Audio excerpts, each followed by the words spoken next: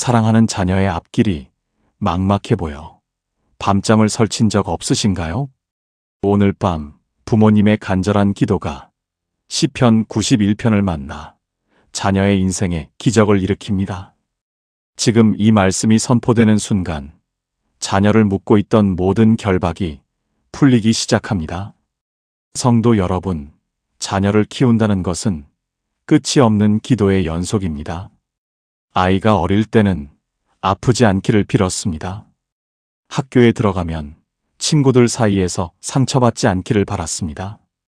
취업을 앞두고는 좋은 길이 열리기를, 결혼을 앞두고는 좋은 사람을 만나기를. 그렇게 부모의 기도는 자녀의 나이만큼 층층이 쌓여왔습니다. 그 기도들이 결코 헛되지 않습니다. 부모라면 이 마음을 아실 것입니다. 자녀가 잘 되기를 바라는 마음은 어떤 말로도 다 담기지 않습니다. 기도할 때는 내 몸이 아프다고 말하지 않습니다. 내 걱정보다 먼저 아이 이름이 입에서 나옵니다. 그것이 부모입니다. 그 눈물이 하나님 앞에 닿지 않을 리 없습니다. 그 무게를 홀로 감당하셨던 날들이 있으셨을 것입니다. 아무도 알아주지 않는 것 같아도 하나님은 알고 계셨습니다. 그 기도가 쌓이는 것을, 그 마음이 얼마나 깊은지를 아버지께서는 처음부터 보고 계셨습니다. 이 말씀은 바로 그 자리를 위해 준비된 것입니다. 시편 91편은 하나님께서 당신의 백성을 어떻게 지키시는지를 선명하게 보여주는 말씀입니다. 이 시편은 단순한 신앙시가 아닙니다.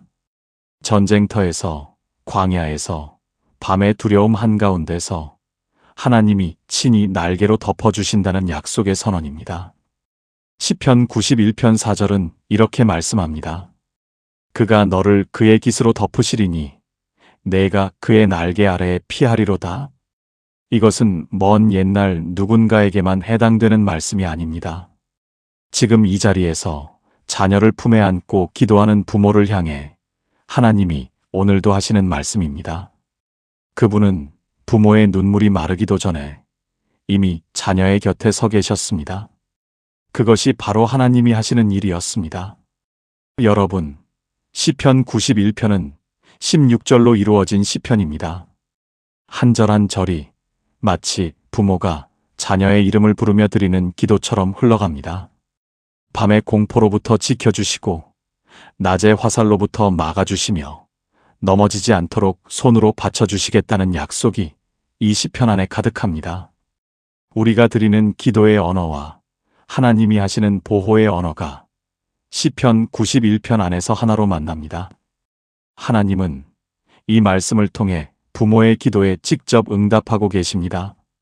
자녀의 이름을 부르며 흘린 눈물 한 방울 한 방울이 이 시편의 약속 위에 얹혀 있습니다. 부모의 눈물은 자녀의 앞길을 닦는 생명수입니다. 그 눈물이 강이 되어 자녀의 삶 깊은 곳까지 흘러들어가고 있습니다. 우리가 오늘 밤 이 말씀 앞에 앉은 것은 우연이 아닙니다. 하나님이 이 시간으로 여러분을 이끄셨습니다. 이 시간은 설교가 아니라 묵상입니다. 강해가 아니라 기도입니다.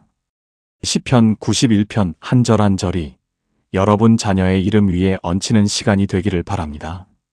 이 시간 동안 마음속으로 자녀의 이름을 부르며 함께 앉아주십시오. 소리내지 않아도 됩니다. 유창하게 기도하지 않아도 됩니다. 그저 이 자리에 자녀를 마음에 품고 앉아 계시면 됩니다. 하나님은 그 침묵도 읽으십니다. 그 침묵 속에서도 부모의 사랑을 분명히 보고 계십니다. 이제 함께 시편 91편 안으로 들어가겠습니다. 이 말씀이 오늘 밤 여러분의 자녀를 향한 가장 강력한 기도가 되기를 마음 깊이 바랍니다. 시편 91편은 첫 절부터 놀라운 선언으로 시작합니다. 지존자의 은밀한 곳에 거주하는 자는 전능자의 그늘 아래에 살리로다. 시편 91편 1절의 말씀입니다. 지존자의 은밀한 곳. 이 말씀 앞에 잠시 멈추어 보십시오. 이것은 단순히 어떤 안전한 장소를 가리키는 말이 아닙니다. 하나님의 임재 안에, 하나님의 품 안에 거하는 삶을 말합니다. 세상의 소음이 쉽게 들어오지 않고 세상의 두려움이 함부로 닿지 않는 곳, 하나님이 계신 그 자리가 바로 지존자의 은밀한 곳입니다. 부모는 자녀를 위해 이 자리를 구합니다. 자녀가 세상의 어떤 자리에 앉는지보다 영적으로 어디에 거하는지가 자녀의 삶 전체를 결정한다는 것을 기도하는 부모는 알고 있습니다. 성도 여러분, 우리가 살아가는 세상은 자녀를 자꾸 다른 자리로 끌어당깁니다. 화려한 것들이 손짓하고 빠른 것들이 유혹합니다. 지금 이 세대의 자녀들은 눈을 뜨면 쏟아지는 정보 속에서 자신이 어디에 서 있어야 하는지를 잃어버리기 쉽습니다. 그 마음을 아시는 분이 이 자리에도 계실 줄로 압니다. 자녀가 어떤 생각을 하며 살고 있는지, 어떤 것들에 마음을 빼앗기고 있는지 부모는 다 알 수가 없습니다. 가까이 있어도 자녀의 마음속을 들여다볼 수 없고 멀리 있으면 아예 알 길이 없습니다. 그 거리감이 부모의 마음을 더 조이게 합니다. 그러나 하나님은 알고 계십니다. 자녀가 어디에 있든 어떤 자리에 앉아 있든 아버지께서는 그 자녀를 보고 계십니다. 그리고 그 자녀를 지존자의 은밀한 곳으로 이끄실 수 있는 분도 오직 하나님 한 분이십니다. 부모는 그 일을 위해 기도하는 것입니다. 내가 할 수 없는 일을 하나님께 맡기는 것. 그것이 부모가 드릴 수 있는 가장 솔직하고 가장 간절한 기도입니다. 지존자의 은밀한 곳에 거주하는 자라는 표현에서 히브리어 원어는 야샤브라는 단어를 사용합니다. 이것은 단순히 잠깐 머무는 것이 아니라 자리를 잡고 앉아 지속적으로 거하는 것을 의미합니다. 한 번 들어갔다가 나오는 것이 아니라 그 자리가 삶의 중심이 되는 것입니다.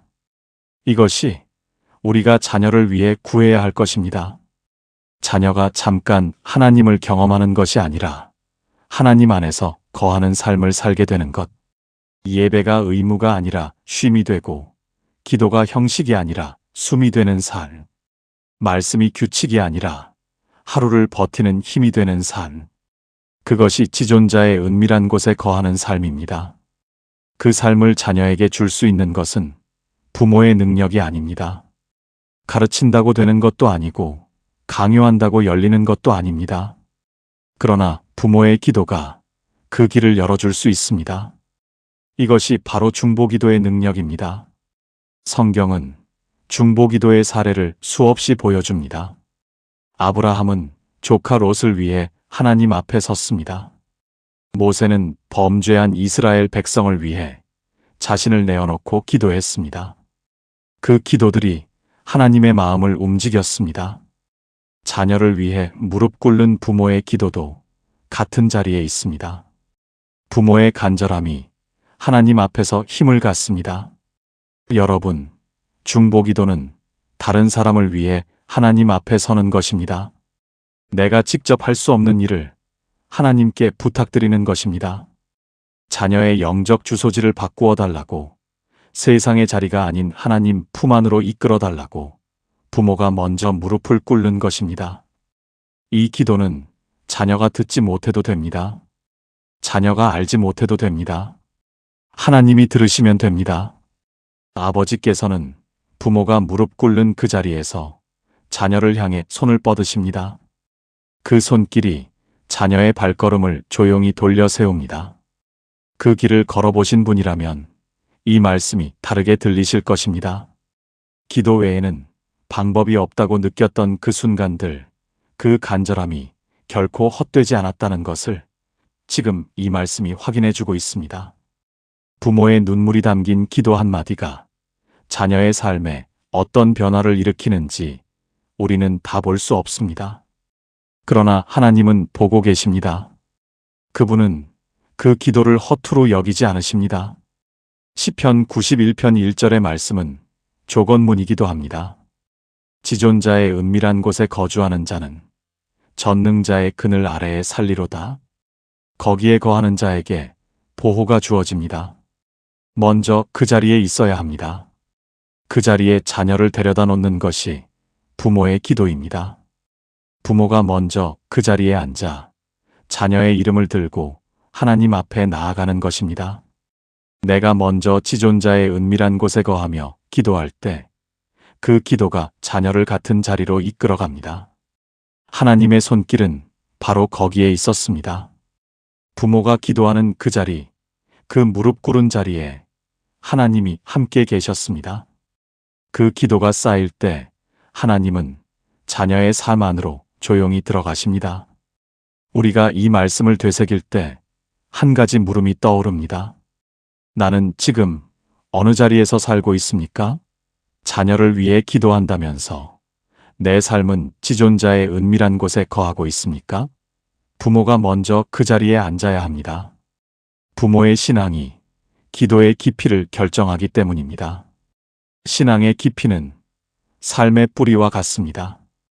뿌리가 깊은 나무는 바람이 불어도 흔들리지 않습니다.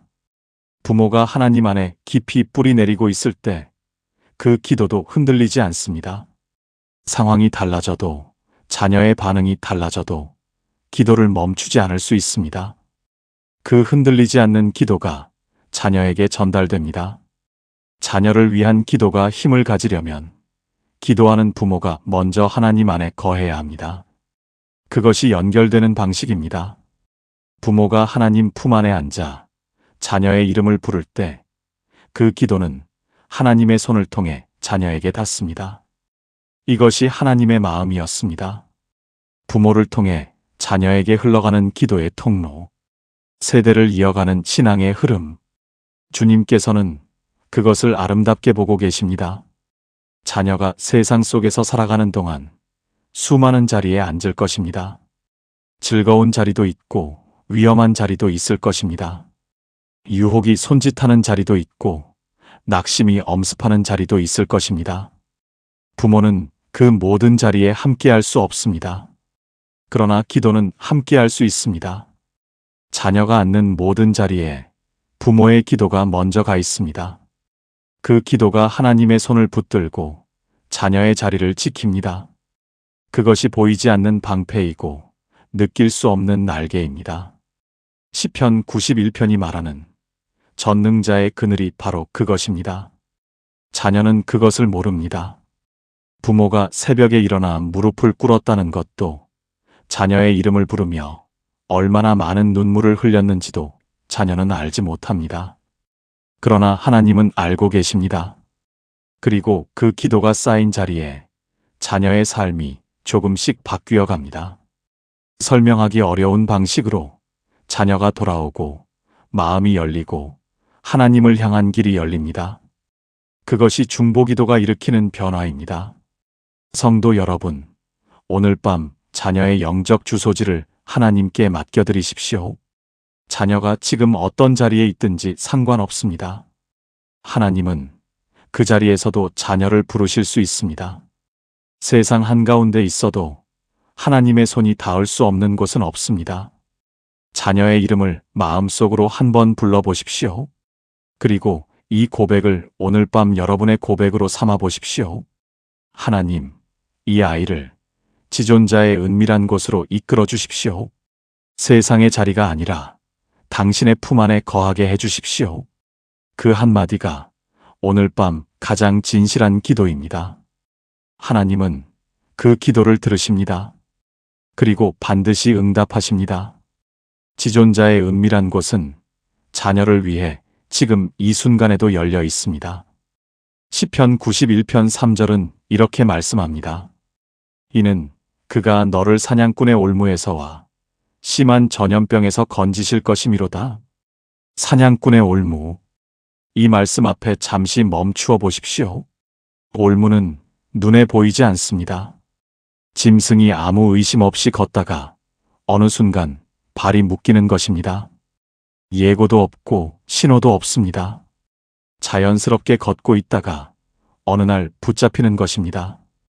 자녀의 삶을 생각할 때 부모의 마음이 가장 무거워지는 순간이 바로 이 자리입니다. 자녀가 언제 어떤 올무를 만날지 알 수 없습니다. 부모가 곁에서 지켜볼 수 없는 시간이 지켜볼 수 있는 시간보다 훨씬 더 많습니다. 자녀가 어디서 무엇을 하고 있는지, 누구와 함께 있는지 부모는 다 알 수 없습니다. 그 불안함을 아시는 분이 이 자리에 계실 것입니다. 자녀가 걱정되어도 물어볼 수 없었던 날들, 알고 싶지만 알 수 없었던 그 시간들이 부모에게는 얼마나 깊은 기도의 이유가 되었는지 모릅니다. 자녀가 멀리 있을 때 부모는 종종 이런 생각을 합니다. 지금 이 순간 아이는 어디에 있을까? 무엇을 하고 있을까? 누구와 함께 있을까? 그 물음들이 쌓이면 기도가 됩니다. 알 수 없어서 하나님께 말씀드리는 것입니다. 이것이 부모가 드리는 가장 솔직한 기도의 형태입니다. 하나님은 그 기도를 받으십니다. 부모가 미처 알지 못하는 자녀의 자리까지 하나님의 눈은 닿아 있습니다. 부모의 기도가 하나님의 손을 이끌고 그 손이 자녀의 곁을 지킵니다. 성도 여러분, 오늘 이 시대의 자녀들을 둘러싼 올무는 너무나 정교합니다. 스마트폰 화면 속에, 또래의 손짓 속에, 세상이 당연하다고 말하는 가치관 속에 올무가 숨어 있습니다. 중독이라는 올무는 처음에는 즐거움처럼 보입니다. 게임이, 영상이, 자극적인 콘텐츠가 처음에는 단순한 재미처럼 보이다가 어느 순간 자녀를 깊이 묶어버립니다. 나쁜 관계라는 올무도 그렇습니다. 처음에는 좋은 친구처럼 보이다가 자녀의 생각과 삶을 조금씩 다른 방향으로 끌어당깁니다. 세상적 가치관이라는 올무는 가장 눈에 띄지 않습니다.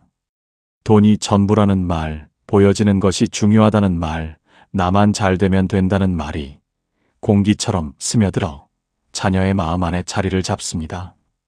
그 가치관이 자녀의 선택을 이끌고 삶의 방향을 바꾸어 놓습니다. 이 올무들이 무서운 것은 자녀가 스스로 올무인 줄 모른다는 것입니다. 즐겁다고 생각하는 것이 사실은 묶는 것이고 자유롭다고 생각하는 선택이 사실은 다른 방향으로 이끄는 것입니다. 부모는 그것을 보이지만 자녀에게는 보이지 않습니다. 그 간극이 부모의 마음을 아프게 합니다. 그러나 하나님은 그 간극 안에서도 일하십니다. 자녀가 스스로 보지 못하는 것을 하나님이 보이게 하십니다. 자녀가 스스로 멈추지 못하는 자리에서 하나님이 멈추게 하십니다. 그것이 하나님이 올무에서 건지시는 방식입니다. 부모의 기도가 그 통로가 됩니다. 그런 시간을 지나오신 분들이 이 자리에 계실 것입니다. 자녀가 어느 날부터 달라지기 시작했을 때, 말이 통하지 않고 벽이 느껴졌을 때, 기도 외에는 아무것도 할 수 없다는 것을 깨닫게 되는 순간이 있습니다. 그 순간이 사실은 가장 강력한 기도의 자리입니다. 아무것도 할 수 없어서 하나님 앞에 완전히 서게 되는 그 자리에서 하나님이 일을 시작하십니다. 그런 시간을 지나오신 분들이 이 자리에 계실 것입니다. 자녀가 어느 순간 달라졌다고 느꼈던 그날, 눈빛이 바뀌었다고 느꼈던 그때, 그 마음이 지금 이 순간 떠오르시는 분도 계실 것입니다. 그 아픔을 이 말씀이 알고 있습니다. 그러나 이 말씀은 거기서 멈추지 않습니다. 이는 그가 너를 사냥꾼의 올무에서 건지실 것이미로다. 건지신다고 하십니다. 올무가 있다는 것을 하나님은 알고 계십니다. 자녀가 어떤 위험에 노출되어 있는지를 아버지께서는 부모보다 먼저 보고 계십니다. 이것이 하나님의 마음이었습니다. 올무를 모르는 것이 아니라 알고 계시면서 건지십니다. 방관하시는 것이 아니라 때를 아시고 손을 내미십니다. 그분은 자녀를 포기하지 않으십니다. 올무에 발이 묶인 자녀도 하나님의 손이 닿을 수 없는 자리에 있지 않습니다. 아버지께서는 가장 깊은 곳에서도 자녀를 찾아내십니다. 여러분, 이 말씀이 말하는 건지심은 단순히 위험에서 피하게 하시는 것이 아닙니다. 이미 묶인 자리에서도 건져내신다는 것입니다. 올무에 걸리지 않도록 지켜주시는 것도 하나님이시고 이미 걸려있는 자녀를 풀어내시는 것도 하나님이십니다. 이 은혜 앞에서 마음이 헤아려지게 됩니다. 이미 늦었다고 생각했던 부모, 이미 너무 깊이 들어갔다고 느꼈던 부모, 그 마음에 이 말씀이 닿기를 바랍니다. 하나님의 건지심은 때를 가리지 않습니다. 그분이 손을 내미시면 어떤 올무도 그 손을 막지 못합니다. 자녀가 스스로 빠져나오지 못하는 자리에서도 하나님은 빠져나오게 하십니다. 그것이 인간의 힘으로는 불가능해 보여도 하나님께는 그것이 일하시는 방식입니다. 주님께서는 불가능해 보이는 그 자리에서 일하기를 기뻐하십니다. 시편 기자는 이것을 체험한 사람이었습니다. 그는 광야에서, 전쟁터에서, 죽음의 위협 앞에서 하나님이 건지셨다는 것을 알고 있었습니다. 그 경험이 이 시편 안에 담겨 있습니다. 시편 91편은 관념적인 신학이 아닙니다. 실제로 건지심을 받은 사람의 고백입니다. 그 고백이 오늘 밤 우리 자녀를 위한 기도의 근거가 됩니다. 부모가 할 수 있는 것은 그 손이 내밀어지도록 기도하는 것입니다.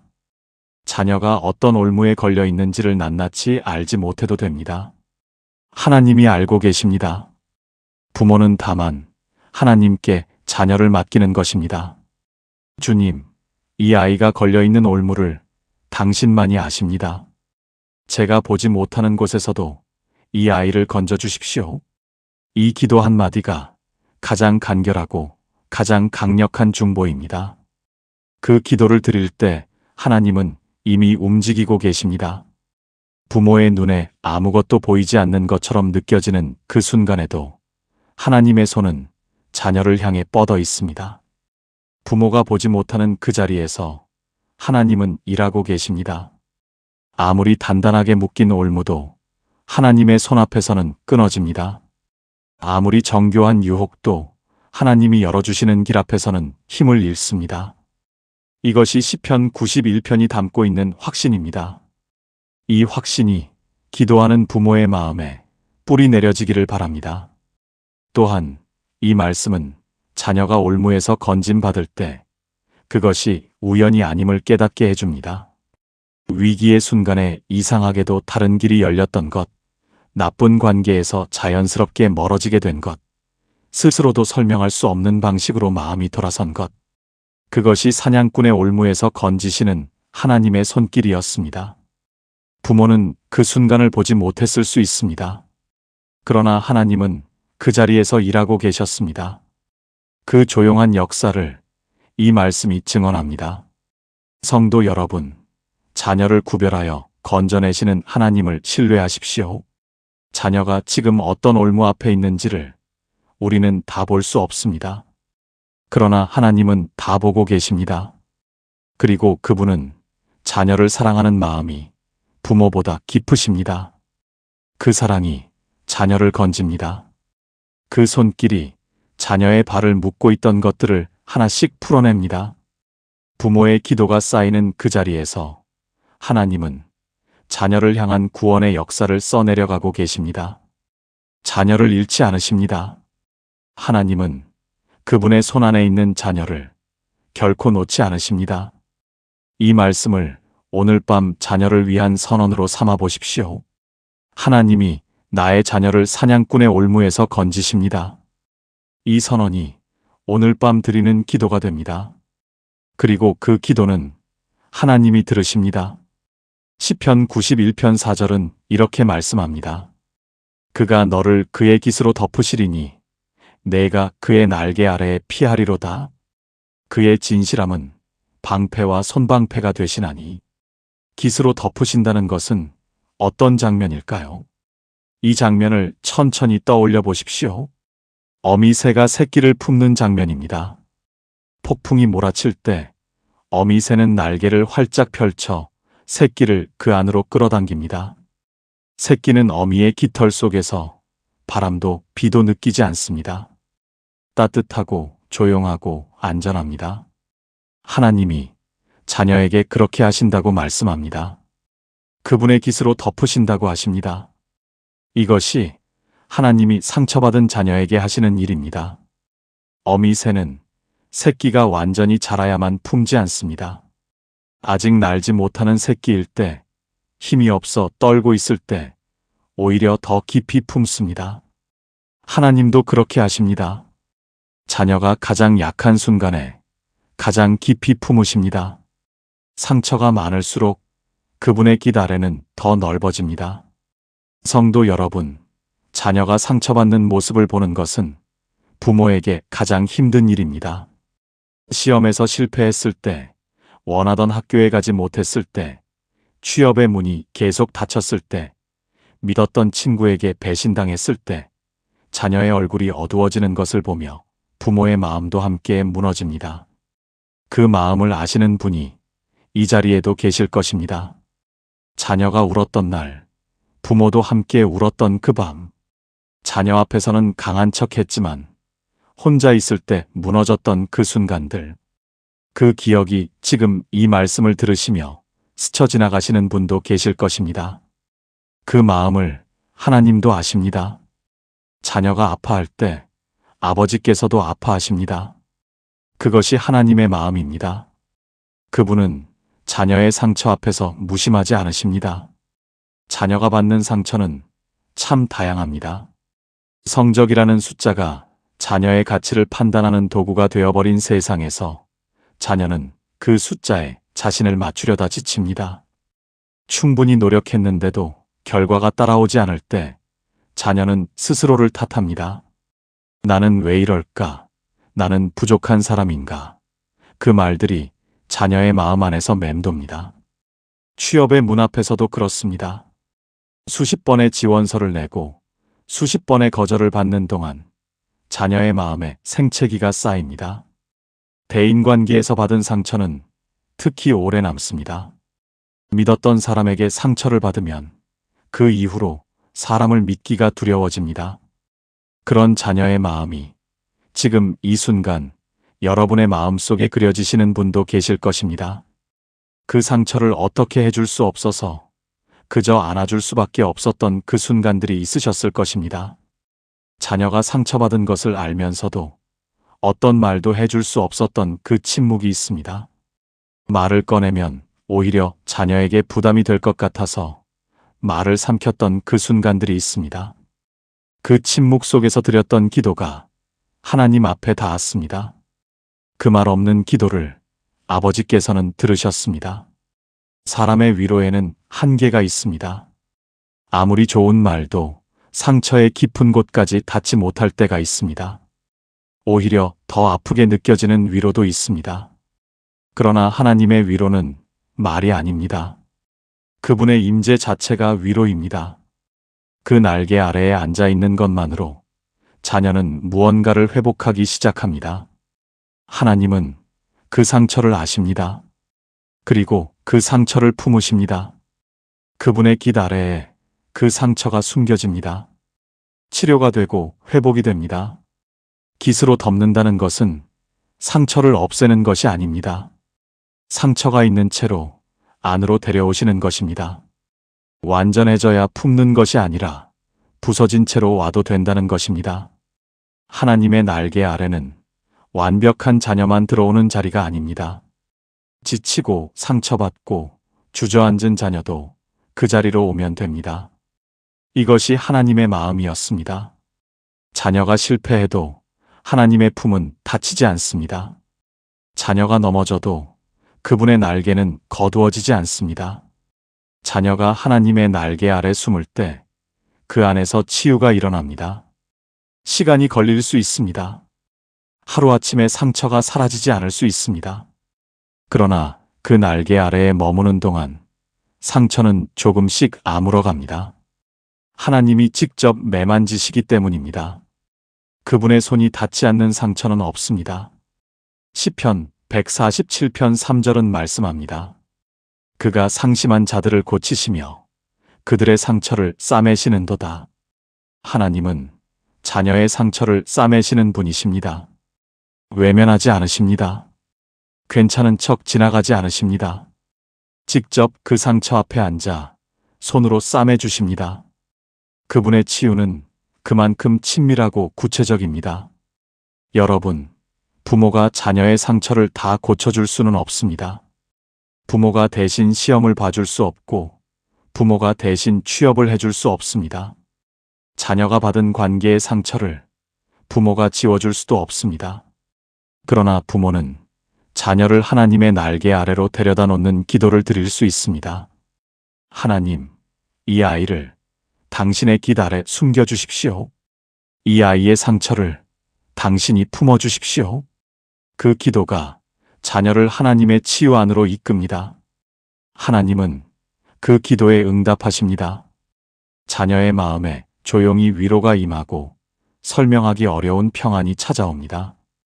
그것이 하나님의 깃 아래에서 경험하는 치유입니다. 자녀가 아무 말도 하지 않는 어느 날, 표정이 조금 밝아진 것을 느낄 때가 있습니다. 이유를 모르겠지만 자녀의 눈빛이 달라진 것 같은 순간이 있습니다. 그것이 하나님이 하신 일입니다. 부모의 눈에 보이지 않는 그 자리에서 하나님은 이미 자녀의 마음을 만지고 계셨습니다. 우리가 이 은혜를 돌아볼 때 마음이 따뜻해집니다. 자녀가 힘들었던 그 시간에 하나님이 함께 계셨다는 것, 부모가 옆에 없었던 그 순간에도 하늘 아버지가 곁에 계셨다는 것, 그 사실이 지나온 시간을 다르게 보이게 합니다.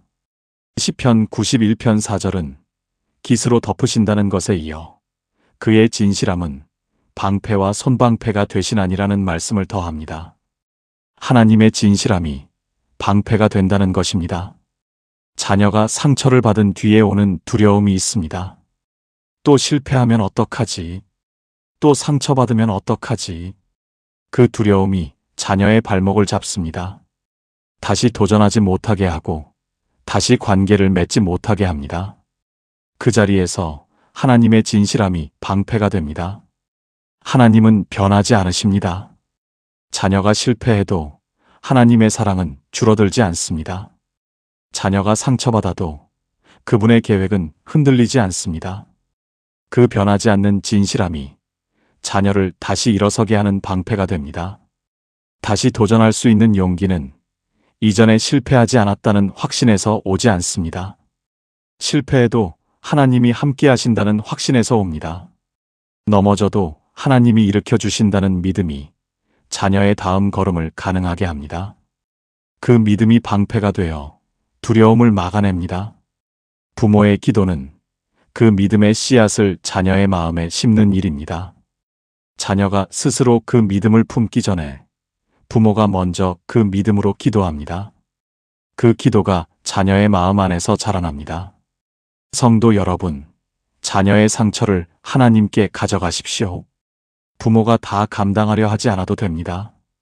하나님이 품으실 수 있는 것을 부모 혼자 떠안으려 할 때 부모도 함께 무너집니다. 자녀의 아픔을 하나님 앞에 내려놓으십시오. 이 아이의 상처를 주님이 아십니다. 이 아이를 주님의 깃 아래 데려다 놓습니다. 그 고백이 부모에게는 기도가 되고 자녀에게는 하늘의 위로가 됩니다. 하나님의 깃은 지금도 펼쳐져 있습니다. 자녀를 위해 언제든 들어올 수 있도록 그 자리는 열려 있습니다. 시편 91편 5절과 6절은 이렇게 말씀합니다. 너는 밤에 찾아오는 공포와 낮에 날아드는 화살과 어둠 속에서 퍼지는 전염병과 밝은 대낮에 닥치는 재앙을 두려워하지 아니하리로다. 밤의 공포, 낮의 화살, 어둠의 전염병, 밝은 대낮의 재앙. 이 말씀은 위협이 오는 시간을 가리지 않는다는 것을 말하고 있습니다. 밤에도 오고 낮에도 옵니다. 조용한 시간에도 오고 환한 시간에도 찾아옵니다. 이 세상에는 자녀를 향해 날아오는 위협이 언제나 있습니다. 그러나 이 말씀의 핵심은 위협이 온다는 사실이 아닙니다. 두려워하지 아니하리로다라는 선언입니다. 두려움을 느끼지 않는 것이 아니라 두려움에 지배당하지 않는다는 것입니다.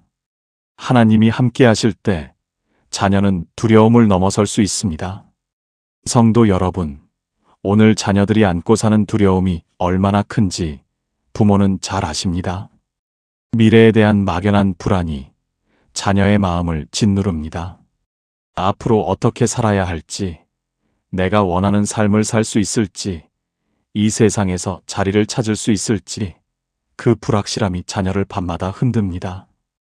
밤의 공포는 특히 혼자 있을 때 찾아옵니다. 낮에는 바쁘게 움직이며 생각을 지울 수 있지만 밤이 되면 조용해지고 그때 두려움이 밀려옵니다. 내일이 두렵고 모레가 두렵고 아직 오지도 않은 일들이 이미 무겁게 느껴집니다. 그 무게를 홀로 감당해 온 자녀가 있으십니까? 그 마음을 부모에게도 말하지 못했던 자녀가 있으십니까? 그 안을 들여다볼 수 없어서 그저 괜찮아 보이는 자녀의 얼굴만 바라보며 마음이 쓰이셨던 분들이 계실 것입니다. 자녀가 아무렇지 않은 척하면서도 사실은 많이 지쳐 있는 것을 느끼신 적이 있으십니까? 밥을 먹을 때도 대화를 나눌 때도 어딘가 멀리 있는 것처럼 느껴지는 자녀의 눈빛을 보며 마음이 무거우셨던 날들이 있으셨을 것입니다. 그 거리감이 부모를 외롭게 합니다. 그리고 그 외로움이 더 간절한 기도로 이어집니다. 이 시대의 자녀들이 느끼는 불안에는 특별한 성격이 있습니다. 경쟁에서 뒤처지는 것에 대한 불안, 남들보다 늦어지는 것에 대한 조급함, 내 삶이 보여지는 것과 다를 때 느끼는 괴리감. 그 불안들이 쌓여 자녀를 조용히 무너뜨립니다. 부모가 살았던 시대와는 다른 방식의 두려움입니다. 그러나 하나님은 이 시대의 자녀들이 안고 있는 그 두려움도 알고 계십니다. 그분은 시대를 초월하여 동일하게 역사하십니다.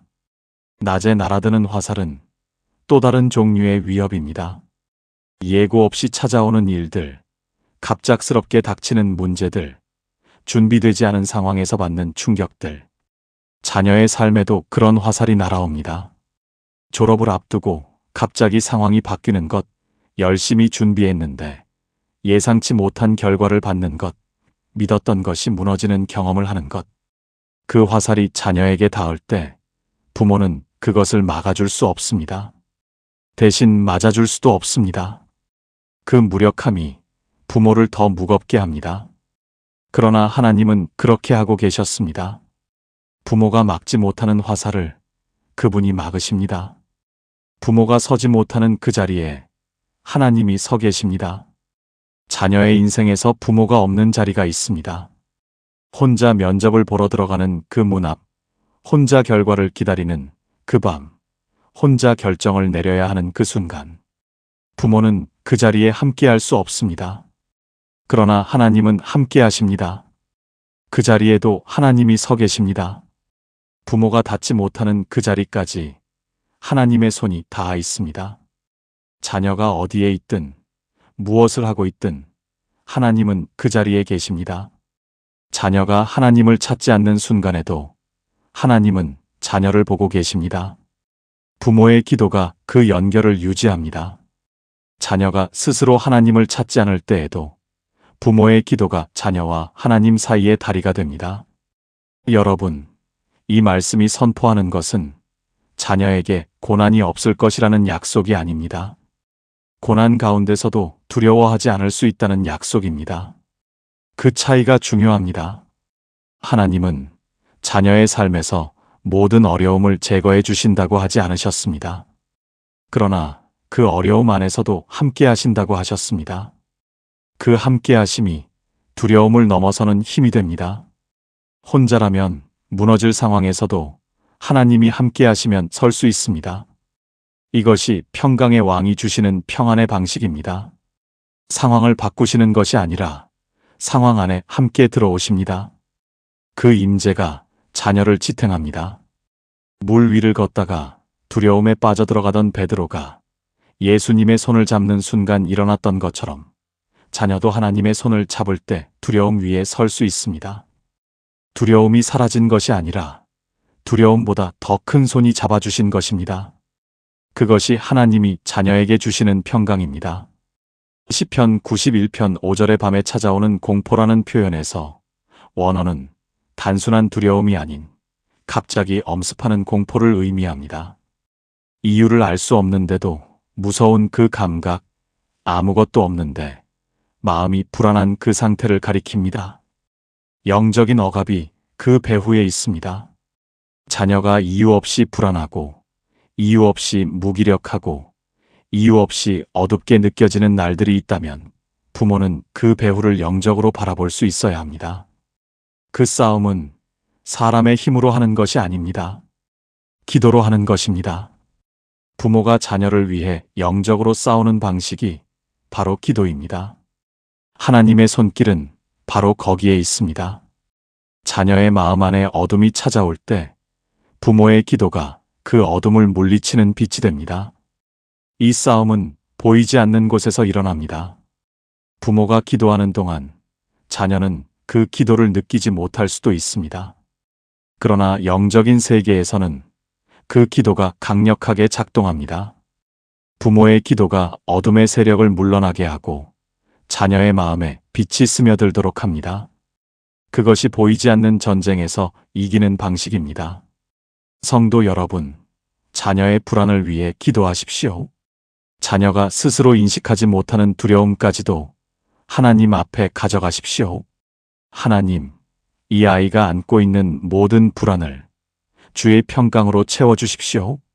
이 아이의 밤이 두렵지 않도록, 이 아이의 낮이 흔들리지 않도록 함께 해주십시오. 이 기도가 자녀의 삶 안에 평강을 가져옵니다. 빌립보서 4장 7절은 말씀합니다. 모든 지각에 뛰어난 하나님의 평강이 그리스도 예수 안에서 너희 마음과 생각을 지키시리라. 인간의 이해를 넘어서는 평강이 하나님께로부터 옵니다. 그 평강이 자녀의 마음을 지킵니다. 설명되지 않는 불안 앞에서 설명되지 않는 평안이 찾아오는 것. 그것이 하나님이 자녀에게 주시는 선물입니다. 부모의 기도가 그 통로입니다. 자녀가 그 평안을 경험하는 순간이 있습니다. 분주한 하루 중에 갑자기 마음이 고요해지는 순간, 혼자 있는데도 외롭지 않은 기분을 느끼는 순간, 무거웠던 마음이 이유 없이 가벼워지는 순간, 그것이 하나님의 임재입니다. 부모의 기도가 그 문을 열었습니다. 자녀는 그것을 알지 못해도 하나님은 그 기도를 사용하셨습니다. 두려움은 자녀의 것이 아닙니다. 그것은 세상이 자녀에게 더 씌운 것입니다. 하나님은 자녀에게 두려움을 주신 것이 아닙니다. 디모데후서 1장 7절은 말씀합니다. 하나님이 우리에게 주신 것은 두려워하는 마음이 아니요 오직 능력과 사랑과 절제하는 마음이니. 두려움은 하나님이 주신 것이 아닙니다. 부모의 기도가 자녀에게서 그 두려움을 걷어내고 하나님이 주신 것들로 채워달라고 구하는 것입니다. 자녀의 밤이 더 이상 공포의 밤이 아니라 하나님이 지키시는 밤이 되기를 바랍니다. 자녀의 낮이 화살이 두려운 낮이 아니라 하나님이 함께 하시는 낮이 되기를 바랍니다. 그 선언을 지금 이 자리에서 자녀를 위해 드리십시오. 시편 91편 7절은 이렇게 선포합니다. 1000명이 내 왼쪽에서 10,000명이 내 오른쪽에서 엎드러지나 이 재앙이 내게 가까이 오지 못하리로다. 1000명이 쓰러집니다. 10,000명이 무너집니다. 그런데 자녀는 그 가운데 서 있습니다. 재앙이 사방에서 쏟아지는데 하나님이 지키시는 자녀에게는 가까이 오지 못합니다. 이것이 구별된 보호입니다. 이것이 하나님이 자녀에게 약속하시는 권능입니다. 이 말씀 앞에서 마음이 향하게 됩니다. 세상이 흔들리고 사람들이 무너지는 시대에 하나님은 자녀를 그 흔들림 안에서 지키신다고 말씀하십니다. 성도 여러분, 지금 이 시대가 얼마나 빠르게 변하고 있는지 우리는 몸으로 느끼고 있습니다. 어제 안정적이었던 것이 오늘 흔들립니다. 오늘 괜찮았던 것이 내일 무너집니다. 경제가 요동치고 사회가 흔들리고 자녀가 발 딛고 서야 할 자리가 자꾸 좁아지는 것처럼 느껴집니다. 자녀가 사회에 발을 내디딜 때 세상이 그 자녀에게 얼마나 가혹한지를 부모는 먼저 알고 있습니다. 경쟁은 치열하고 자리는 좁고 기회는 불균등하게 흘러갑니다. 그 안에서 자녀가 살아남을 수 있을지, 자녀가 무너지지 않을 수 있을지 그 걱정이 부모의 마음을 무겁게 합니다. 그 무게를 홀로 안고 기도해 오셨던 분이 이 자리에 계실 것입니다. 자녀를 세상에 내보내는 것이 얼마나 두려운 일인지 모릅니다. 품 안에 있을 때는 지킬 수 있었지만 세상으로 나가는 순간 부모의 손이 닿지 않는 자리로 자녀가 들어갑니다. 그 순간부터 부모가 의지할 수 있는 것은 기도뿐입니다. 그 기도가 자녀와 함께 세상으로 들어갑니다. 그런데 이 말씀이 그 두려움 앞에 서십니다. 1000명이 쓰러져도 10,000명이 엎드러져도 하나님이 지키시는 자녀는 그 재앙이 가까이 오지 못한다는 것입니다. 자녀가 특별히 능력이 있어서가 아닙니다. 세상이 자녀를 알아봐서가 아닙니다. 하나님이 지키시기 때문입니다. 이것이 구별된 은혜입니다. 같은 상황 안에서도 하나님이 함께 하시는 자녀는 다른 결과를 경험합니다. 같은 폭풍 안에서도 하나님의 손 안에 있는 자녀는 다르게 서 있습니다. 하나님은 그렇게 하고 계셨습니다. 눈에 보이지 않는 곳에서 조용히 그러나 분명하게 자녀의 삶을 붙들고 계셨습니다. 같은 직장에서도 같은 학교에서도 하나님이 함께 하시는 자녀는 다른 것을 경험합니다. 사람의 눈에는 다 비슷해 보여도 하나님의 손이 붙들고 있는 자녀의 삶에는 설명되지 않는 은혜가 있습니다. 막혀야 할 것이 열리고 끊겨야 할 것이 이어지고 무너져야 할 것이 버텨지는 것. 그것이 구별된 보호가 자녀의 삶에서 나타나는 방식입니다. 여러분, 구별된 보호라는 것이 어떤 의미인지 더 깊이 생각해 보게 됩니다. 이것은 자녀가 세상의 모든 어려움을 피해간다는 뜻이 아닙니다. 어려움은 찾아올 수 있습니다. 그러나 그 어려움이 자녀를 무너뜨리지 못한다는 것입니다. 재앙이 가까이 오지 못한다는 것은 자녀의 근본을 흔들지 못한다는 것입니다.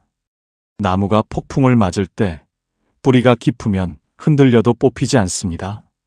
하나님 안에 뿌리 내린 자녀는 세상의 폭풍이 흔들어도 뽑히지 않습니다. 그것이 이 말씀이 약속하는 보호입니다. 자녀의 뿌리가 하나님 안에 내려지도록 기도하는 것. 그것이 부모가 드리는 가장 장기적인 기도입니다. 그 뿌리는 어릴 때부터 내려지기도 하고 어른이 된 후에 내려지기도 합니다. 부모가 먼저 하나님 안에 깊이 뿌리 내리고 자녀를 위해 그 뿌리가 뻗어나가도록 기도할 때 자녀의 삶에도 그 뿌리가 닿습니다. 신앙의 유산은 단번에 전달되지 않습니다. 기도가 쌓이는 만큼 조금씩 자녀의 안으로 흘러들어갑니다.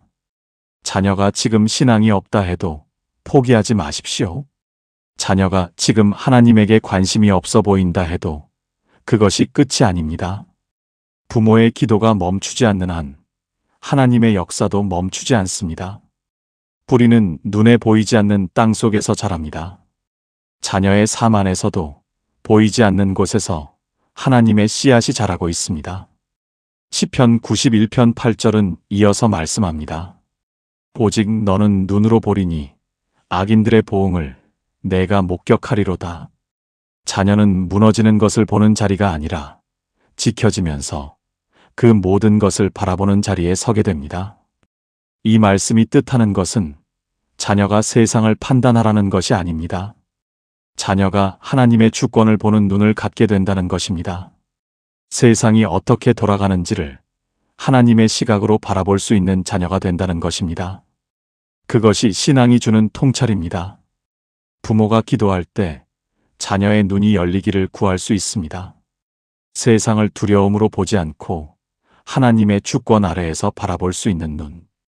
그 눈이 열리면 흔들리는 세상 안에서도 자녀는 중심을 잡을 수 있습니다. 그 중심이 자녀의 직업 선택에서도 나타납니다.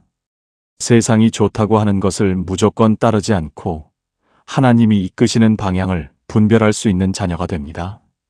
관계에서도 사람들의 눈치를 보며 흔들리지 않고 하나님 앞에서 바르게 설 수 있는 자녀가 됩니다. 이 분별력이 1000명이 무너지는 세상에서 자녀를 지키는 또 다른 힘입니다. 성도 여러분, 자녀가 무너지지 않기를 원하십니까? 그렇다면 자녀의 삶이 하나님 안에 붙잡혀 있도록 기도하십시오. 세상의 흔들림보다 더 강한 것은 하나님의 보호입니다.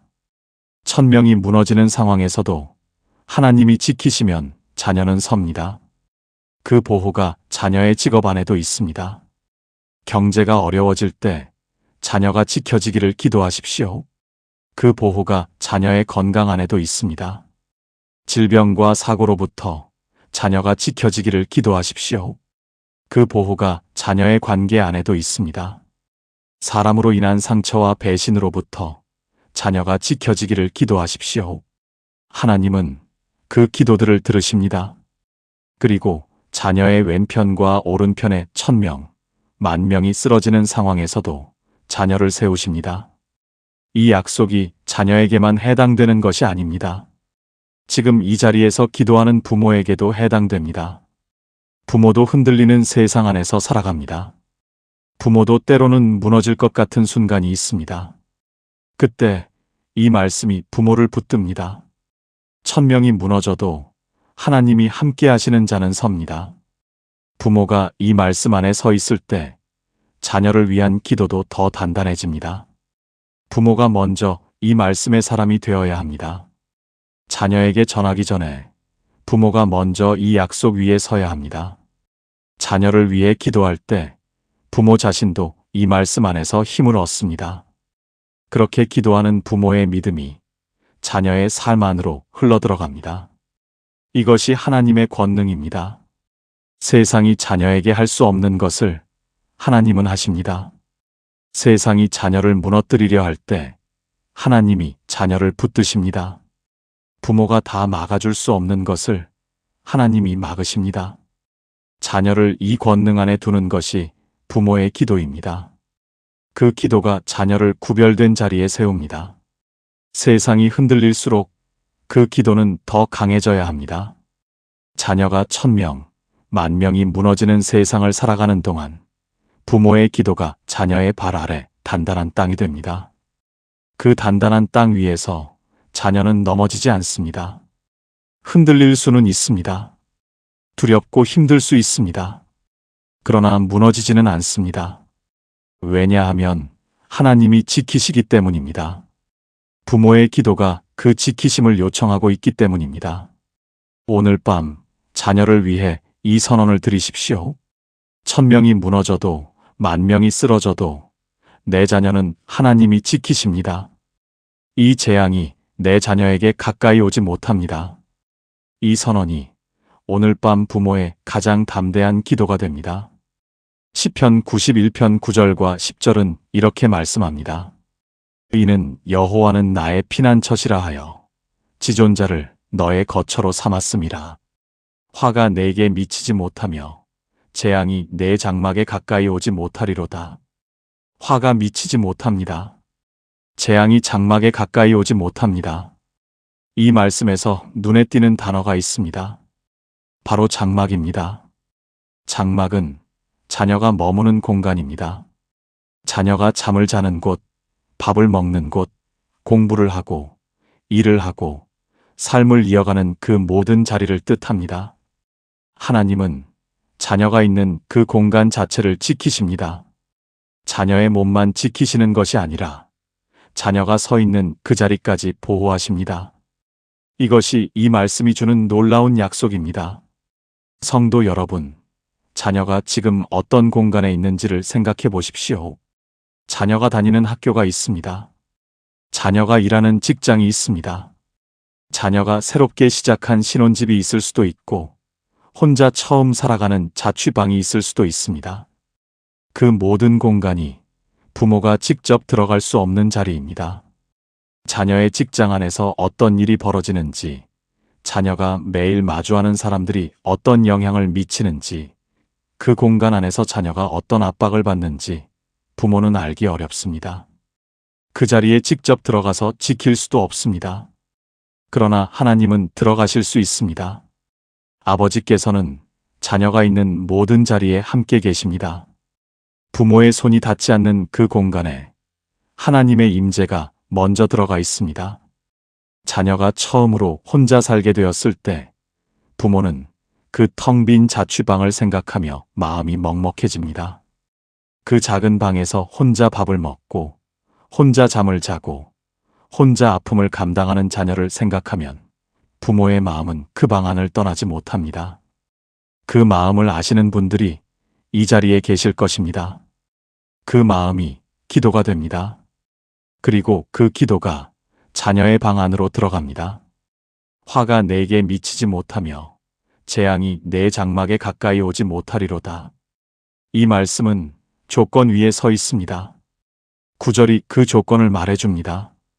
지존자를 자신의 거처로 삼은 자에게 이 보호가 약속됩니다. 거처로 삼는다는 것은 하나님 안에 머문다는 것입니다. 앞서 살펴본 지존자의 은밀한 곳과 같은 개념입니다. 하나님이 자녀의 집이 되고 자녀의 기반이 되는 것. 그 자리에 거할 때 자녀의 장막도 보호를 받습니다. 부모가 이 보호를 자녀에게 연결해 줄 수 있는 방법이 바로 기도입니다. 자녀가 스스로 하나님을 거처로 삼지 않을 때에도 부모의 기도가 그 연결을 대신할 수 있습니다. 구약의 욥을 생각해 보십시오. 욥기 1장에서 욥은 자녀들의 제사를 마친 뒤에도 혹시 자녀들이 마음으로 하나님을 떠났을까 하여 번제를 드렸습니다. 이것이 부모의 중보입니다. 자녀가 있을 때도 없을 때도 자녀의 영혼을 위해 하나님 앞에 서는 것. 욥의 기도가 자녀를 위한 영적 방어막이었던 것처럼 오늘 부모의 기도도 자녀의 장막을 지키는 방어막이 됩니다. 자녀가 매일 가는 학교를 위해 기도하십시오. 그 공간에 악한 것이 틈타지 못하도록, 자녀가 그 안에서 선한 관계를 맺을 수 있도록, 자녀의 마음이 상하지 않도록 기도하십시오. 자녀가 일하는 직장을 위해 기도하십시오. 그 안에서 일어나는 불의한 일들로부터 자녀가 지켜지도록, 권위와 관계 안에서 하나님의 지혜를 얻도록, 그 공간이 자녀에게 성장의 자리가 되도록 기도하십시오. 자녀가 가정을 이루었다면 그 집을 위해 기도하십시오. 새로 시작한 가정의 문 앞에 하나님이 세우신 보호의 경계가 그어지도록, 그 안으로 악한 영향력이 들어오지 못하도록 기도하십시오. 그 기도가 자녀의 가정 위에 보이지 않는 방어막을 세웁니다. 그것이 바로 하나님이 하시는 일이었습니다. 부모가 기도로 그린 그 경계선 위에 하나님이 서 계십니다. 이 경계선은 눈에 보이지 않습니다. 그러나 분명히 존재합니다. 영적인 현실에서 그 경계선 안은 하나님이 관할하시는 영역입니다. 그 안으로는 하나님이 허락하지 않으신 것이 들어오지 못합니다. 부모의 기도가 그 경계선을 그을 때 하나님이 그 경계를 지키십니다. 여러분, 이 장막의 보호가 얼마나 구체적인 것인지를 생각해 보게 됩니다. 하나님은 추상적으로 보호하지 않으십니다. 자녀가 아침에 일어나는 그 방, 매일 출근하는 그 길, 밥을 먹는 그 식탁, 잠을 자는 그 침대까지 하나님의 보호가 구체적으로 미칩니다.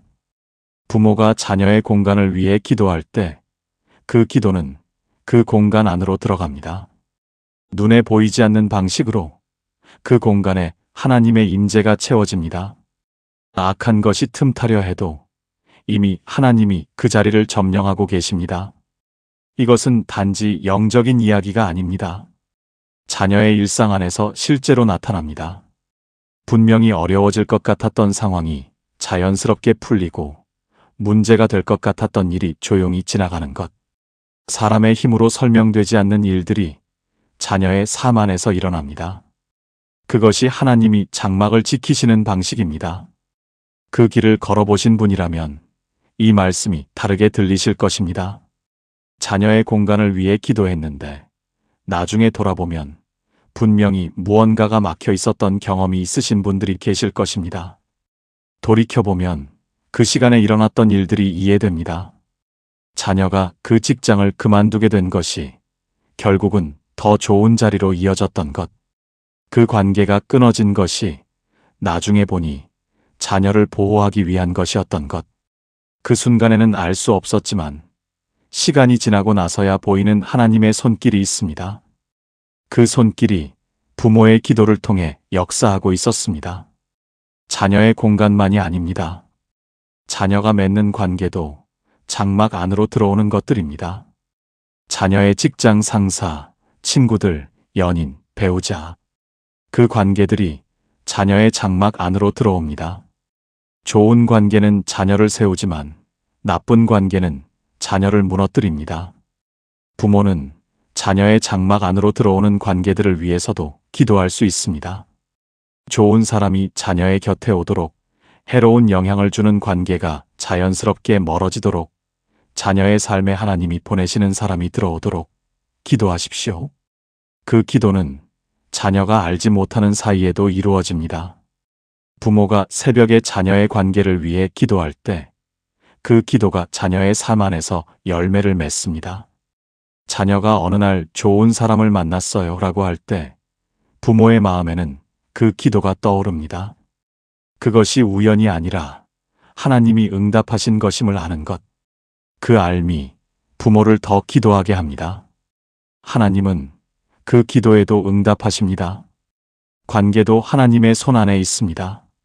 사람을 보내시는 것도 사람을 멀어지게 하시는 것도 그분이 하시는 일입니다. 자녀에게 좋은 동료가, 좋은 친구가 생기는 것도 우연이 아닙니다. 하나님이 보내신 사람입니다. 부모가 자녀의 관계를 위해 기도할 때 하나님은 자녀의 곁에 올 사람들을 준비하고 계십니다. 자녀의 장막 안으로 들어오는 사람 하나하나가 하나님의 섭리 안에 있습니다. 성도 여러분, 자녀가 어디에 있든지 그 자리를 하나님께 맡기십시오. 자녀가 매일 가는 그 공간들을 기도로 하나님께 드리십시오. 주님, 이 아이가 있는 모든 자리를 지켜주십시오. 화가 이 아이에게 미치지 못하게 하시고 재앙이 이 아이의 장막에 가까이 오지 못하게 하십시오.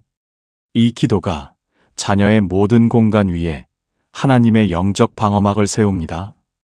부모가 닿지 못하는 그 자리까지 기도가 들어갑니다. 그 기도가 세운 방어막 안에서 자녀는 오늘도 지켜지고 있습니다. 자녀가 그것을 느끼든 느끼지 못하든 하나님의 보호는 실제합니다. 자녀가 감사하든 감사하지 않든 부모의 기도는 자녀의 장막 위에 경계선을 그어 놓았습니다. 그 경계선 안에서 화가 미치지 못하고 재앙이 가까이 오지 못합니다. 이 약속이 오늘 자녀의 모든 공간 위에 살아 있습니다. 시편 91편 11절과 12절은 이렇게 말씀합니다. 그가 너를 위하여 그의 천사들을 명령하사 내 모든 길에서 너를 지키게 하심이라. 그들이 그들의 손으로 너를 붙들어 발이 돌에 부딪히지 아니하게 하리로다. 발이 돌에 부딪히지 않게 하신다는 것.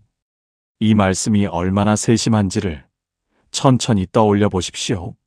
하나님은 단순히 큰 위험에서만 자녀를 지키시는 것이 아닙니다.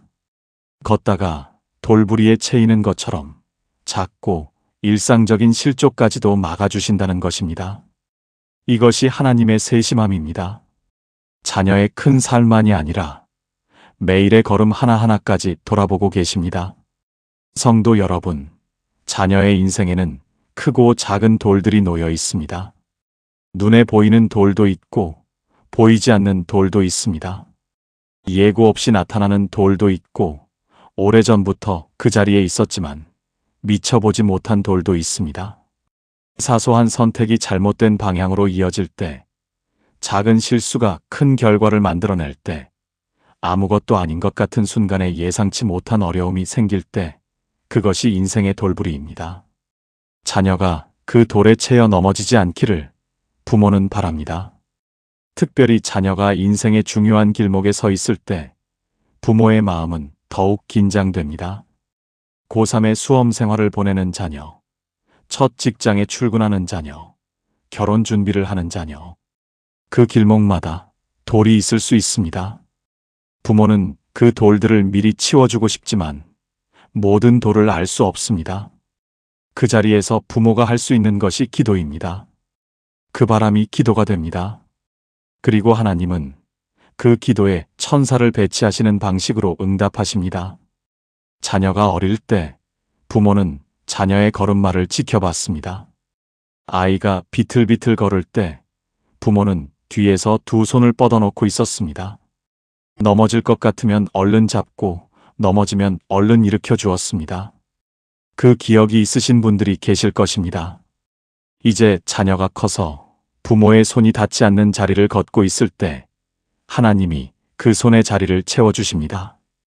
부모가 더 이상 함께 걸을 수 없는 그 길에서 하나님의 천사가 걷고 있습니다.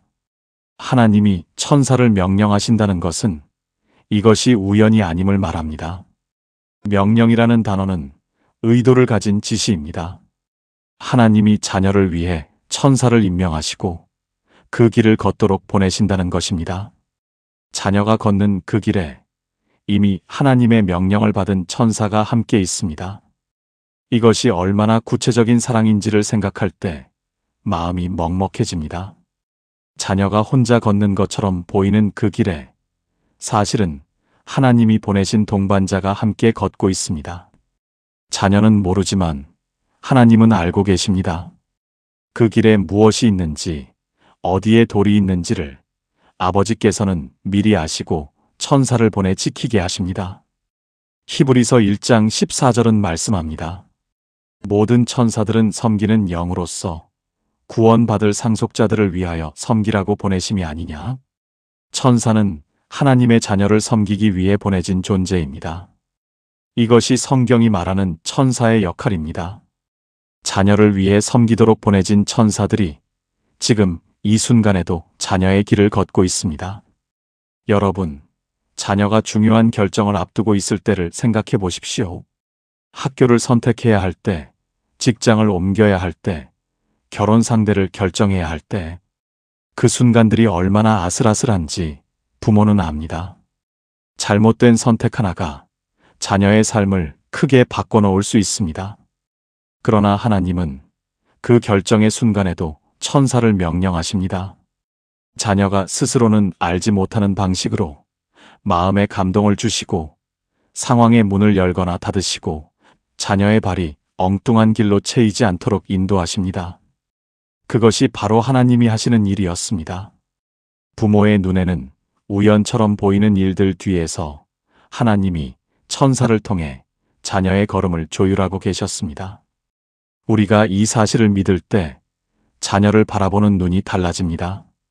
자녀가 혼자라고 느껴질 때도 자녀는 혼자가 아닙니다. 보이지 않는 동행이 있습니다. 그 동행이 자녀의 걸음을 지키고 있습니다. 이 믿음이 부모의 불안을 조금씩 내려놓게 합니다. 그들의 손으로 너를 붙들어라는 표현도 마음에 새기게 됩니다. 손으로 붙든다는 것은 거리를 두고 지켜보는 것이 아닙니다. 직접 손을 뻗어 넘어지지 않도록 잡아준다는 것입니다. 그만큼 가까이에서 그만큼 적극적으로 지키신다는 뜻입니다. 부모가 어린 자녀의 손을 잡고 걷던 날들이 있었습니다. 돌부리가 있으면 미리 들어 올려주고 계단이 있으면 먼저 손을 내밀어 붙들어 주었습니다. 하나님도 자녀에게 그렇게 하십니다. 자녀가 어른이 되어도 하나님의 손은 여전히 자녀의 걸음을 붙들고 있습니다. 자녀가 부모의 손을 뿌리치고 스스로 걸어가겠다고 할 때가 있습니다. 더 이상 부모의 말을 듣지 않으려 할 때가 있습니다. 그 순간에도 하나님의 손은 거두어지지 않습니다. 자녀가 하나님을 의식하지 않아도 하나님은 자녀의 걸음을 의식하고 계십니다. 그 손이 자녀가 모르는 사이에도 자녀의 발걸음을 붙들고 있습니다. 이 말씀이 마음에 닿는 이유가 있습니다. 자녀는 때때로 스스로 넘어집니다. 실수를 하고 잘못된 선택을 합니다. 이미 돌에 채인 자녀가 있을 수 있습니다. 이미 넘어진 자녀, 이미 상처 입은 자녀가 있을 수 있습니다. 그런데 이 말씀은 천사가 손으로 붙들어 준다고 합니다. 채이기 전에만 막는 것이 아닙니다. 채이는 순간 손을 뻗어 붙잡는다는 것입니다. 넘어진 자녀를 다시 일으키는 것도 하나님이 하시는 일입니다. 그 길을 걸어보신 분이라면 아실 것입니다. 분명히 넘어졌는데 이상하게도 더 이상 굴러가지 않았던 경험. 치명적일 수 있었던 실수가 어떤 이유에서인지 그 이상으로 번지지 않았던 경험. 그것이 손으로 붙들어 주신 하나님의 역사였습니다. 지나고 나서야 보이는 하나님의 손길이 있습니다. 그 당시에는 이해되지 않았던 일이 시간이 지나고 나면 하나님이 막아주신 것이었음을 알게 됩니다. 그 막으심이 자녀를 지킨 것이었습니다. 부모는 그 사실을 자녀에게 말해줄 수 있습니다. 하나님이 너의 걸음을 붙드셨다는 것을. 그 이야기가 자녀의 신앙을 세웁니다. 성도 여러분, 자녀의 걸음을 위해 기도하십시오. 자녀가 오늘 걷는 그 길에 하나님이 명령하신 천사가 함께하도록 기도하십시오. 자녀의 발이 돌에 채이지 않도록, 잘못된 방향으로 걸음이 꺾이지 않도록 그 걸음걸음마다 하나님이 붙들어 주시도록 기도하십시오. 자녀가 오늘 어떤 길을 걷고 있는지 부모는 다 알 수 없습니다. 그러나 하나님은 알고 계십니다. 자녀의 모든 길에서 천사들을 통해 자녀를 지키십니다. 그 보호가 오늘도 자녀와 함께 걷고 있습니다.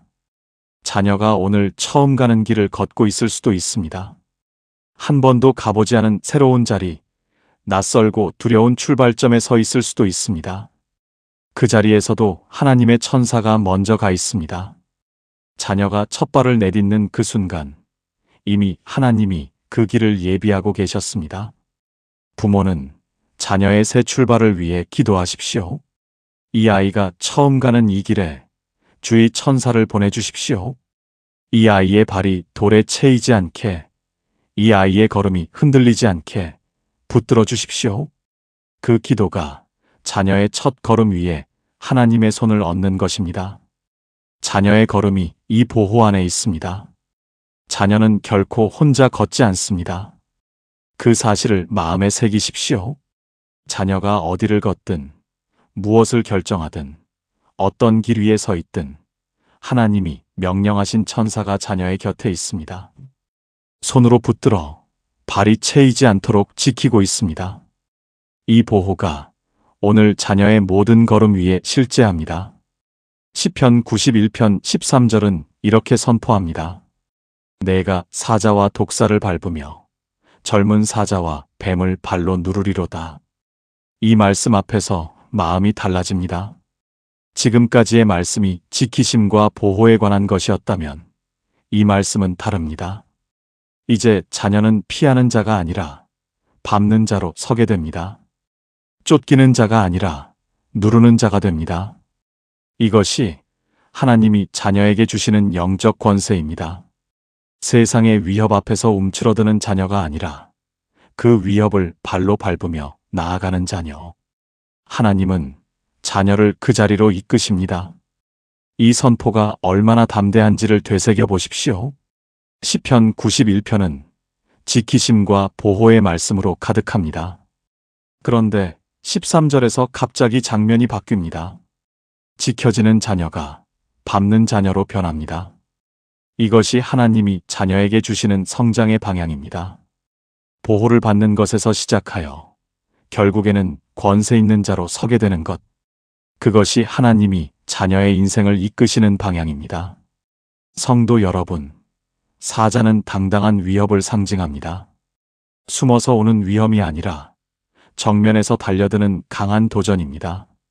자녀의 삶에도 그런 위협들이 있습니다. 실패가 두렵다는 것을 알면서도 다가오는 시험, 거절당할 것을 알면서도 마주해야 하는 관계, 무너질 것 같은 상황에서도 결정을 내려야 하는 순간. 그것이 사자입니다. 독사는 다릅니다. 눈에 띄지 않는 곳에 숨어 있다가 자녀가 가까이 다가갈 때 독을 쏩니다. 세상의 조롱이 그렇습니다. 자녀가 신앙을 지키려 할 때, 고결하게 살려 할 때 주변에서 냉소가 날아옵니다. 그렇게 살면 손해야. 그러다 뒤처지는 거야. 요즘 세상에 그런 게 어디 있어? 그 말들이 독사처럼 자녀의 마음에 독을 흘려넣습니다. 그런 말을 들으며 자녀가 흔들렸던 날들이 있었을 것입니다. 그 조롱 앞에서 신앙을 지키는 것이 너무 외롭다고 느꼈던 때가 있었을 것입니다. 부모는 그 장면을 옆에서 보며 어떻게 해줄 수 없어 마음이 아팠을 것입니다. 자녀에게 그래도 하나님을 믿어야 해라고 말하고 싶지만 그 말이 자녀에게 닿을지 확신할 수 없었을 것입니다. 그 마음이 지금 이 순간 떠오르시는 분도 계실 것입니다. 그 안타까움이 간절한 기도가 되었습니다. 그리고 그 기도가 자녀의 안에서 조용히 일하고 있었습니다. 그러나 이 말씀은 그 사자와 독사를 밟으라고 말씀합니다. 피하라는 것이 아닙니다. 두려워하라는 것이 아닙니다. 밟으라는 것입니다. 누르라는 것입니다. 이 권세는 자녀 스스로의 힘에서 오지 않습니다. 하나님이 주시는 권세입니다. 예수님은 누가복음 10장 19절에서 말씀하셨습니다. 내가 너희에게 뱀과 전갈을 밟으며 원수의 모든 능력을 제어할 권능을 주었으니 너희를 해칠 자가 결코 없으리라. 이 권능이 하나님을 믿는 자녀에게 주어져 있습니다. 그 권세가 자녀 안에 있습니다. 자녀가 그것을 알든 모르든 하나님이 주신 권세는 자녀 안에 있습니다. 자녀가 그 권세를 아직 경험하지 못했을 수 있습니다. 아직 믿음이 여리고 아직 하나님을 충분히 알지 못하는 자녀가 있을 수 있습니다. 그러나 부모의 기도가 그 권세를 자녀의 삶 안으로 흘려보냅니다. 자녀가 스스로 서지 못하는 동안 부모의 믿음이 자녀를 위해 먼저 서 있습니다. 그것이 중보기도의 능력이 작동하는 방식입니다. 믿음은 한 번에 완성되지 않습니다. 조금씩 자라납니다. 자녀가 지금 사자를 두려워하고 있다 해도 그 두려움이 영원하지 않습니다. 부모의 기도가 쌓이는 만큼 자녀의 믿음도 자랍니다. 그리고 믿음이 자라면 자녀도 사자 앞에서 물러서지 않는 사람이 됩니다. 여러분, 부모가 자녀에게 물려줄 수 있는 가장 귀한 유업이 있습니다. 재산도 아니고 학벌도 아닙니다. 하나님이 주신 권세 안에서 사는 법입니다. 세상의 조롱에 굴하지 않고 문제 앞에서 무릎 꿇지 않고 하나님을 의지하여 그것을 밟고 나아가는 삶. 그 삶의 방식이 신앙의 유업입니다. 부모가 그 삶을 먼저 살아왔습니다. 두렵고 흔들렸던 시간 안에서도 하나님을 붙들고 일어섰던 그 경험들이 자녀를 향한 산증언이 됩니다. 지나온 시간을 돌아보십시오. 부모도 사자 앞에 섰던 날이 있었습니다. 감당하기 어려운 상황 앞에서 하나님밖에 없다고 느꼈던 그 순간들이 있었습니다. 그때 하나님이 함께 하셨습니다. 그 경험이 지금 자녀를 위한 기도의 뿌리가 됩니다. 내가 경험한 하나님이 내 자녀에게도 동일하게 역사하신다는 믿음. 그 믿음으로 기도하십시오. 말로 가르치지 않아도 부모의 삶이 자녀에게 보여줍니다.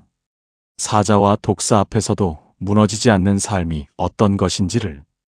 자녀는 부모를 보고 자랍니다. 부모가 어려움 앞에서 어떻게 반응하는지, 불의 앞에서 어떻게 서는지, 세상의 유혹 앞에서 어떻게 결정하는지를 보면서 자랍니다. 그 모습이 말 한마디보다 더 깊이 자녀의 안에 새겨집니다. 부모가 사자를 밟는 모습을 본 자녀는 언젠가 자신도 그렇게 할 수 있다는 것을 배웁니다. 이것이 하나님의 마음이었습니다. 한 세대의 신앙이 다음 세대로 흘러가는 것, 부모의 믿음이 자녀의 삶의 뿌리가 되는 것, 그 흐름이 끊어지지 않기를 하나님도 원하십니다. 신명기 6장에서 하나님은 말씀을 자녀에게 부지런히 가르치라고 명하셨습니다.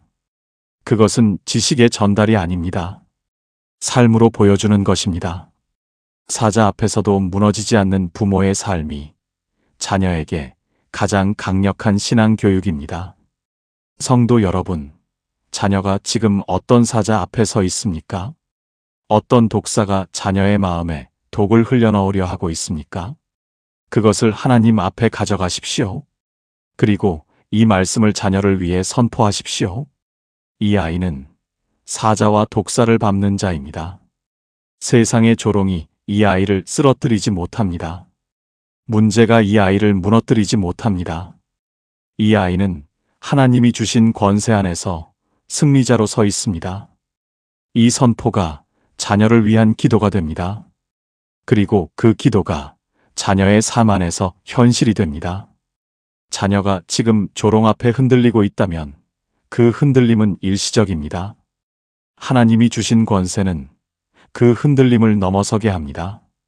자녀가 조롱을 받을 때 그 조롱의 소리보다 더 큰 소리가 있습니다. 하나님의 말씀입니다. 세상이 자녀에게 너는 안 되라고 말할 때 하나님은 너는 사자와 독사를 밟는 자다라고 말씀하십니다. 그 말씀이 자녀의 귀에 들려야 합니다. 부모의 기도가 그 말씀을 자녀의 삶 안으로 전달합니다. 자녀를 승리자로 세우는 것은 자녀의 능력이 아닙니다. 하나님이 자녀와 함께 하신다는 사실입니다. 자녀가 약할 때도 그 안에 하나님의 권세가 있습니다. 자녀가 두려울 때도 그 안에 하나님이 주신 담대함이 있습니다. 그 담대함이 자라도록 기도하십시오. 자녀가 세상의 사자 앞에서 물러서지 않도록, 독사의 독에 쓰러지지 않도록 하나님이 주신 권세 안에서 당당히 서 있도록 기도하십시오. 그 기도가 자녀를 영적 리더십을 지닌 사람으로 세워갑니다. 자녀가 어느 날 세상 앞에서 당당히 서는 날이 옵니다. 조롱을 받던 자리에서 오히려 그 조롱을 넘어서는 날이 옵니다. 그날이 부모의 기도가 열매 맺는 날입니다. 그날을 기대하며 오늘도 기도하십시오. 하나님은 그 기도 위에 자녀의 승리를 쓰고 계십니다. 자녀는 밟는 자입니다. 눌리는 자가 아니라 누르는 자입니다. 이것이 하나님이 자녀에게 주시는 유업입니다. 그 유업을 자녀가 붙들도록 기도하십시오. 세상의 조롱에 흔들리지 않도록, 두려움에 발이 묶이지 않도록 하나님이 주신 권세 안에서 자녀가 당당히 살아가도록 기도하십시오. 그 기도가 자녀의 삶을 바꿉니다. 그 기도 위에 하나님이 자녀를 승리자로 세우십니다. 시편 91편 14절과 15절에서 말씀의 화자가 바뀝니다. 지금까지는 시편 기자가 하나님에 대해 말했습니다. 그런데 여기서부터는 하나님이 직접 말씀하십니다. 그가 나를 사랑한즉 내가 그를 건지리라. 그가 내 이름을 안즉 내가 그를 높이리라. 그가 내게 간구하리니 내가 그에게 응답하리라. 하나님이 직접 말씀하신다는 것이 이 말씀을 더 강하게 만듭니다. 시편의 말씀이 아니라 하나님의 직접적인 선언입니다. 자녀를 향해 하나님이 친히 약속하고 계십니다. 건지리라, 높이리라, 응답하리라. 세 개의 선언이 자녀의 이름 위에 놓여 있습니다. 성도 여러분, 이 말씀에서 조건이 보입니다. 그가 나를 사랑한즉, 그가 내 이름을 안즉, 사랑하는 것, 이름을 아는 것. 이 두 가지가 조건입니다.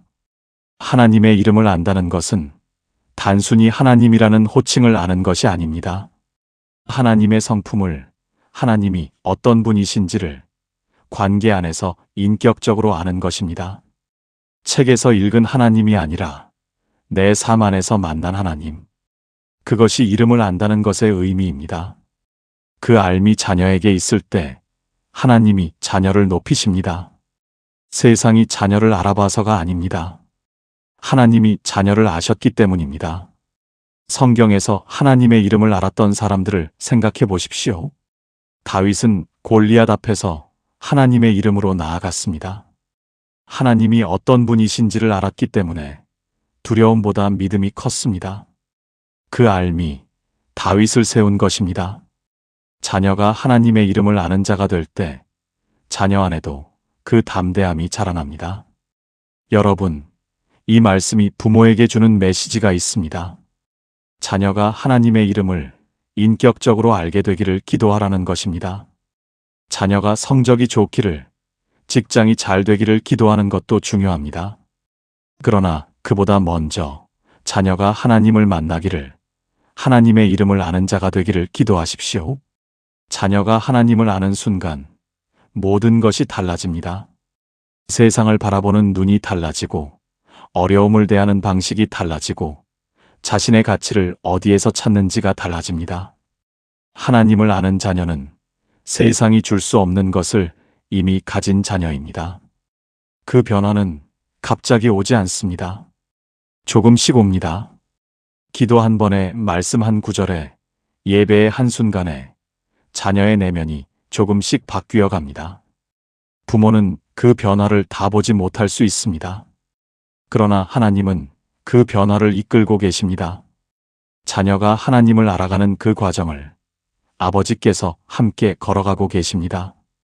그 과정에서 부모는 자녀 곁에서 기도하는 사람이 됩니다.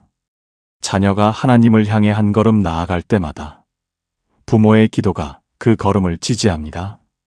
자녀가 뒤로 물러날 때에도 부모의 기도가 자녀와 하나님 사이의 연결을 붙들어 놓습니다. 그 기도의 역할이 이 챕터에서 가장 중요한 것입니다. 하나님이 직접 하시는 약속이기에 이 말씀에는 무게가 있습니다. 사람의 약속은 상황에 따라 바뀔 수 있습니다. 그러나 하나님의 약속은 변하지 않습니다. 내가 그를 높이리라는 이 선포가 자녀의 이름 위에 이미 선언되어 있습니다. 그 선언이 실현되는 시간을 하나님이 정하십니다. 내가 그를 높이리라.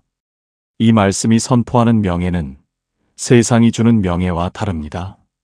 세상의 명예는 실적으로 오고 인기로 옵니다. 오늘 있다가 내일 사라집니다. 사람들의 시선이 바뀌면 명예도 함께 흔들립니다. 그러나 하나님이 높이시는 명예는 다릅니다. 그것은 하나님 앞에서의 존귀함입니다. 세상이 자녀를 알아보지 않아도 하나님이 자녀를 알고 계신다는 것. 세상이 자녀를 무시해도 하나님 앞에서 자녀가 귀한 자라는 것. 그 존귀함은 어떤 상황에서도 빼앗기지 않습니다. 자녀가 세상에서 인정받지 못하는 날이 있습니다. 열심히 했는데도 알아주는 사람이 없을 때 자녀는 자신의 가치를 의심합니다. 그때 이 말씀이 자녀에게 들려져야 합니다. 하나님이 너를 알고 계신다. 하나님이 너를 높이신다. 그 말이 세상의 무시보다 더 깊이 자녀의 마음에 닿을 때 자녀는 다시 일어납니다. 그 말을 자녀에게 전하는 사람이 부모입니다.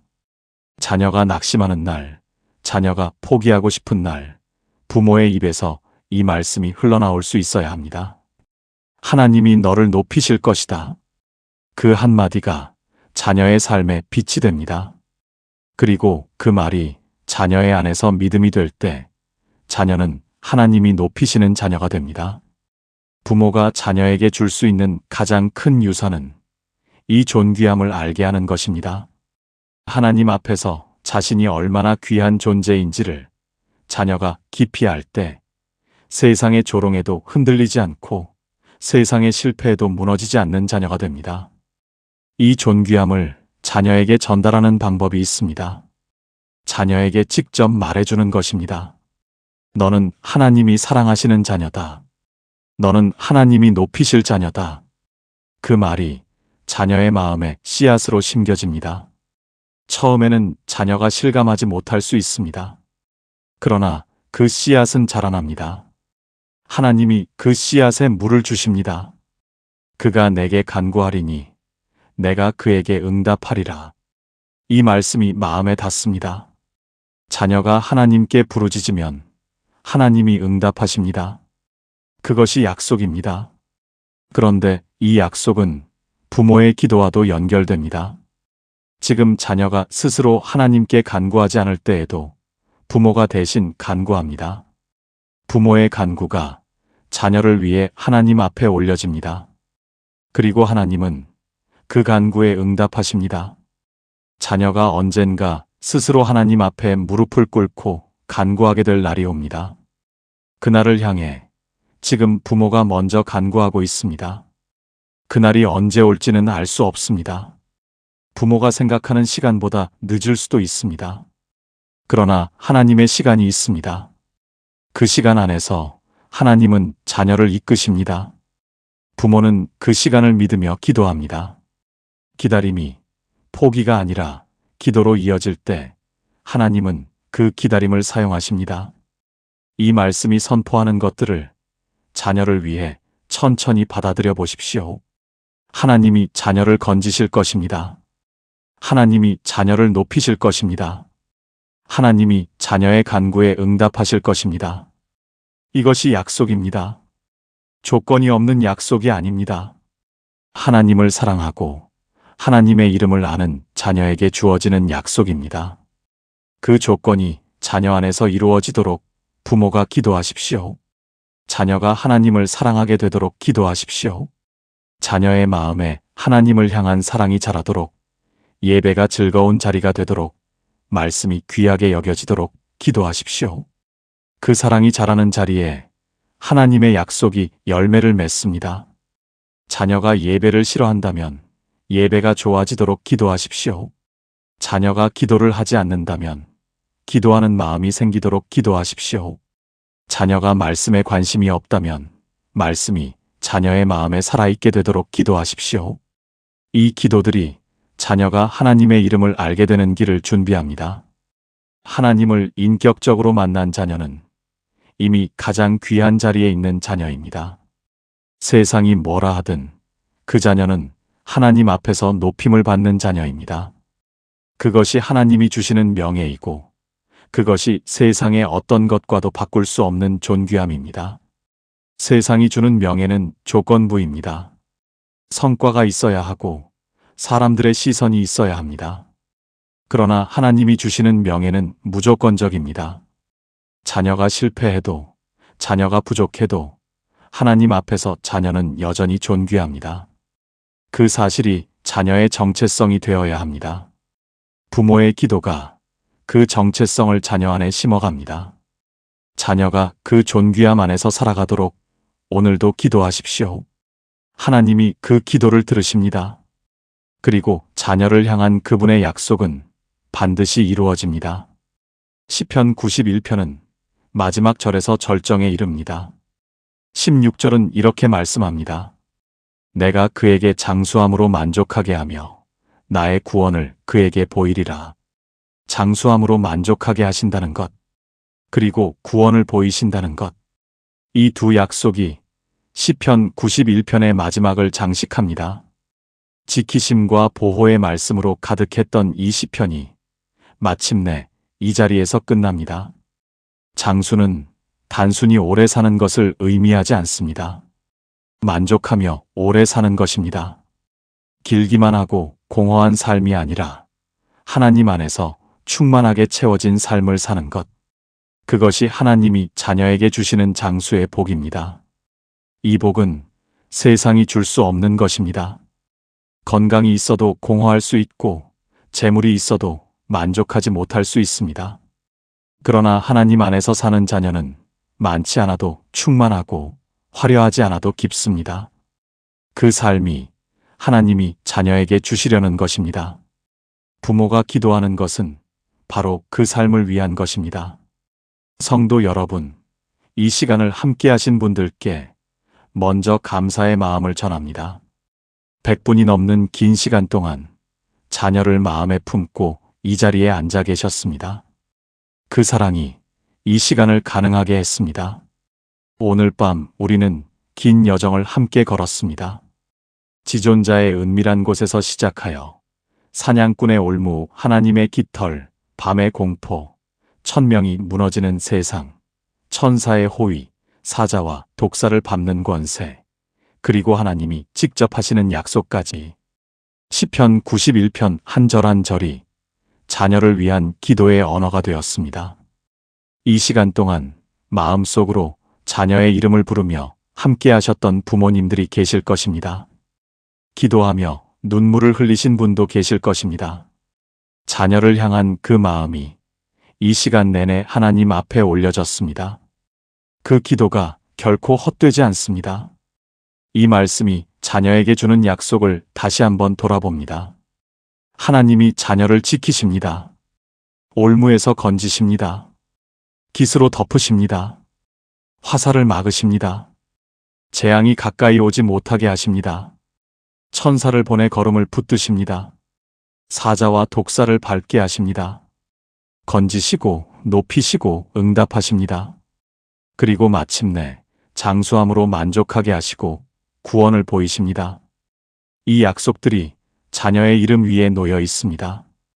부모의 기도가 이 약속들을 자녀에게 연결합니다.